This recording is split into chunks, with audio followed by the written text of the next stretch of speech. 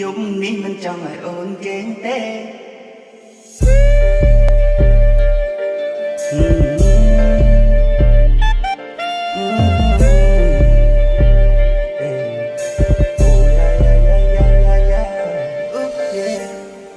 យប់នេះមិនចង់ឲ្យអូនគេងទេចង់ឲ្យអូនកំដរបងឲ្យដល់ភ្លឺបើសិនជាអូនផឹកច្រើនស្រវឹងចាំបងបីអូនជួបគេថាយប់នេះមិនចង់ឲ្យអូនគេងទេបងចង់ឲ្យអូនកំដរបងឲ្យដល់ភ្លឺបើសិនជាអូនផឹកច្រើនស្រវឹងចាំបងបីអូនជួបគេ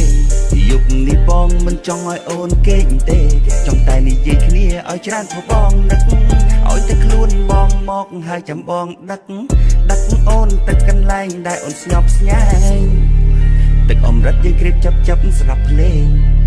ធ្វើសំឡេងឡាលេ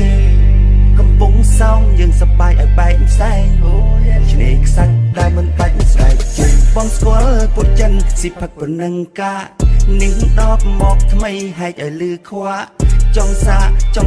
ហើយនេះបងឲ្យសាក់តែម្ដងនេះអូនបងអ្នកចាំងបងសន្យាថាបងមិនប្រាប់អ្នកណាគេរឿងបងនឹងមាសមេជារឿងសំងាត់ឲ្យអារម្មណ៍អូននាងរំភើយឲ្យផាយផាត់ប៉ុណ្ណឹងទៅនាមកស្ងាត់ណាក៏មិនដឹងដែរតែយំនេះមិនចង់ឲ្យអូនគេងទេបងចង់ឲ្យអូនកំដរបងឲ្យដល់ភ្លឺបើសិនជាអូនផឹកច្រើនស្រវឹងចាំបងបីអូនចូលគេ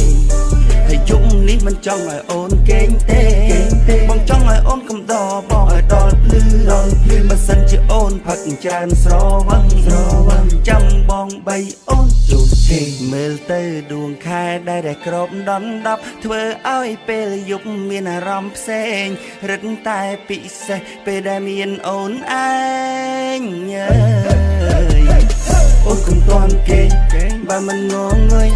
អូនកុំជប់ផឹកបើអូនមិនជប់ស្រេងយើងនិយាយគ្នាលេងស្ដាប់វីយ៉ូបាំងកាយ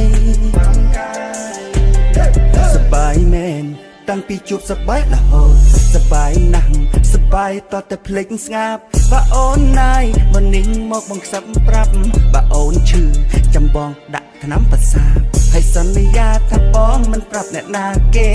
រឿងបងនឹងមាសមេជារឿងសំងាត់ឲ្យអារម្មណ៍អូននាងរំភើយឲ្យផាយផាត់ប៉ុណ្ណឹងទៅនាមកស្ងាត់ណា